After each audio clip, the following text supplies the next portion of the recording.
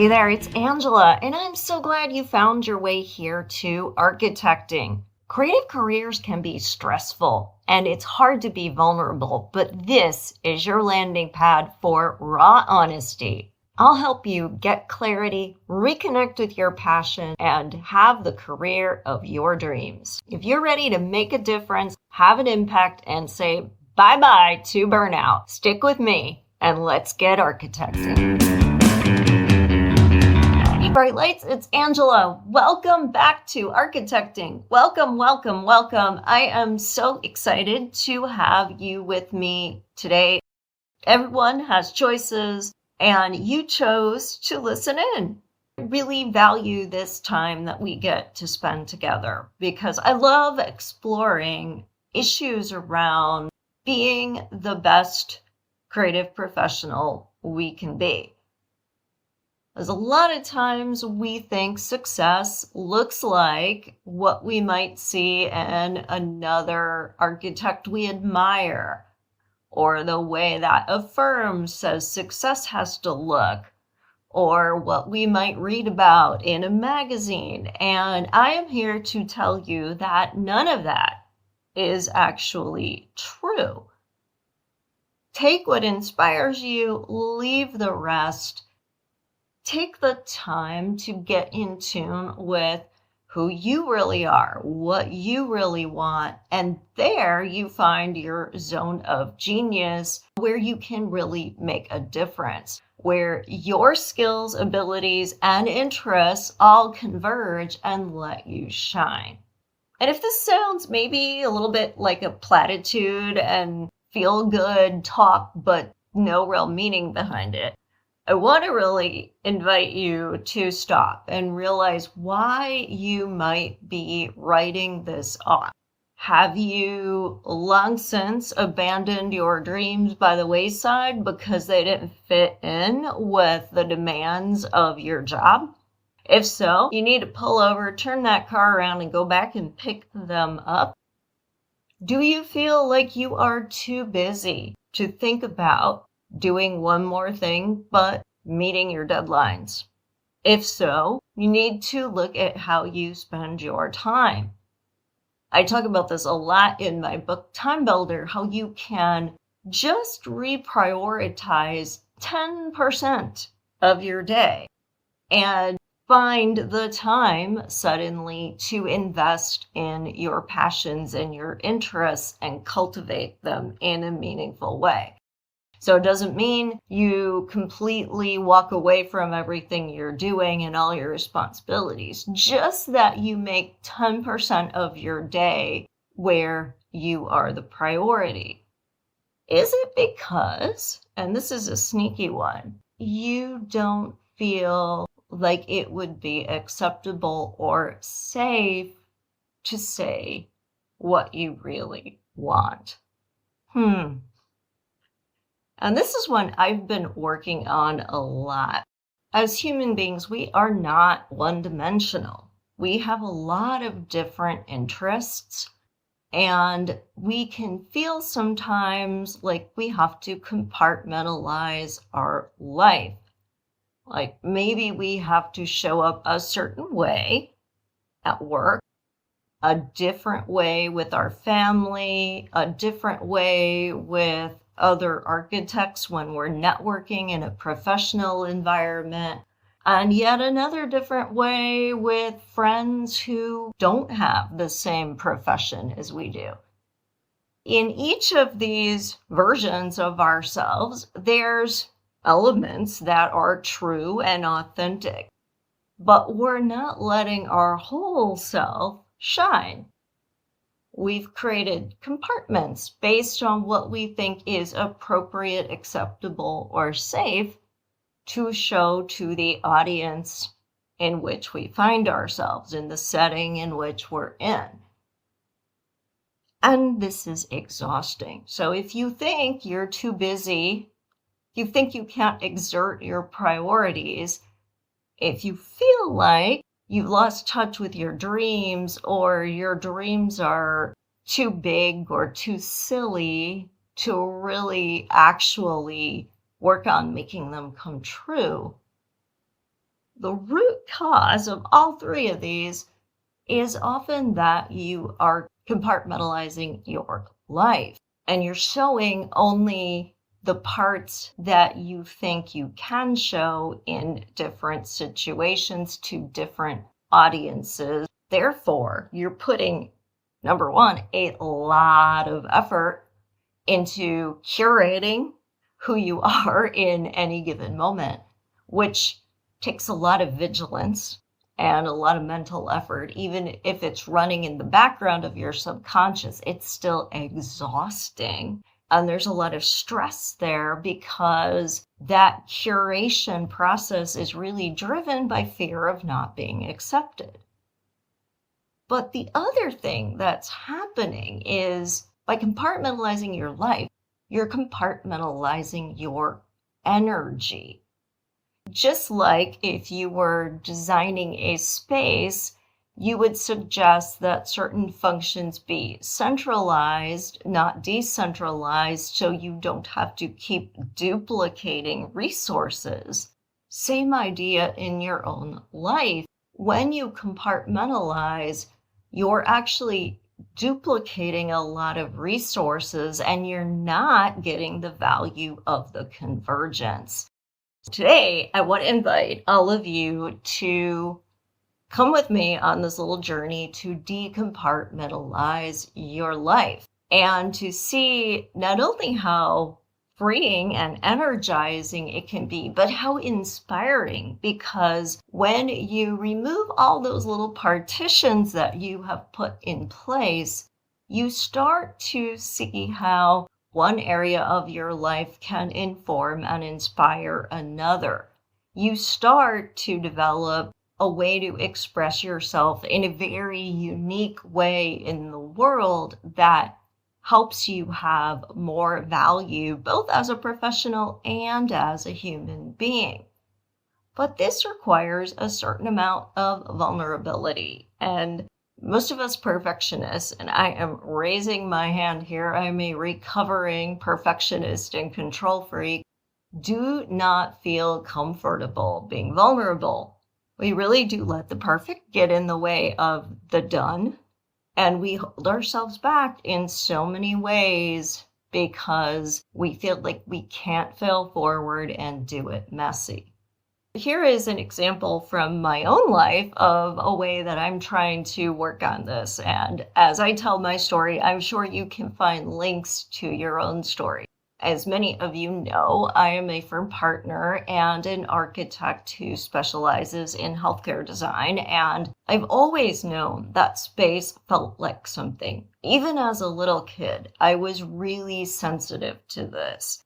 And as I learned about architecture, the thing that excited me the most was how designs can respond to culture and social issues or unique needs of people. And I've really spent my whole career studying how to empower people through design. This has led to a field of research called salutogenesis, which literally means health generating. But don't let the word health scare you into thinking it's only about health care. It really can extend to quality of life. And who doesn't want to have their project enhance the quality of life of the people that use it? So I struggled as an architect, first of all, to insert this issue into my work. Because, yeah, it's great to know about this stuff, and it's great to study this stuff. But how do we change the way we talk about design so that we are actively considering it? And how do we get our clients to really use this language and talk like this? Because many of our clients are more concerned with getting program needs met, having certain functions incorporated, being on time, being on budget, all of these very practical and important parts of doing a project. Two things don't have to be at cross purposes, but it could feel like when you start talking about design for well-being and doing research, like you're adding to the fee or the schedule. Even within a firm, it may feel like we don't know how to do this or make the time or the space for this. Or that's how you approach it, but I'm your counterpart on a different project and I have my way. And we're not going to do it the same way. That's one way that my interest over the course of my career at many different firms has been compartmentalized. And I've had to work really hard to evangelize it, to speak up, to be an advocate, to test different processes, to try to, and it's an ongoing process, get this to be much more seamless and automatic. I've had to evangelize it within the profession by using the opportunities I get to speak or to publish to keep pushing these ideas forward no matter what I'm talking about, to show how it all comes back to this, whether it's at the personal scale or the building or community scale. I've talked about how it shows up when we're talking about equity, and that caring about design for well-being means giving people resources. And the distribution of resources is absolutely about equity. But I've also had to think about, what does it have to do with what I talk about here at architecting and stressless success, and this idea of living your best architecture lifestyle, being that creative professional you know you're meant to be, getting away from stress, burnout, and overwhelm, and feeling fulfilled. And I started incorporating this as a program I do called Soooooo for Your Soul. It is essentially a workshop that I can do for groups where we talk about applying this principle of having resources to your lifestyle, how you can have a much more restorative way of being a creative professional. And that restorative way lets you actually be more of a high-performing person who gets more done better in less time because you have the resources you need. And then I have to think about, how does this show up in other things that I do? How do I bring this story into the way I live my own life? Because it's great to talk about idealistic situations, but none of us lives that picture-perfect life. So where in my own life am I not giving myself the resources I need? Am I not asking for what I need? Am I not having the right boundaries? Am I not being vulnerable enough? How could I show up differently as a leader?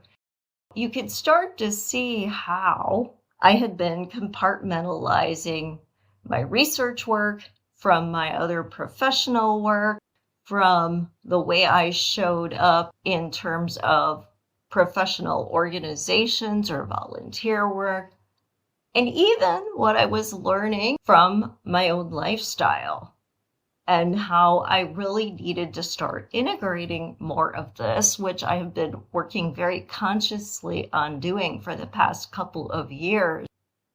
Let me start to connect the dots and start to simplify a lot of things in my life, but also to find uncommon connections and adjacent possibilities that start to put me on a different path and start to let me become known for salutogenesis, become known for how well-being matters no matter what you do, because how you do anything is how you do everything.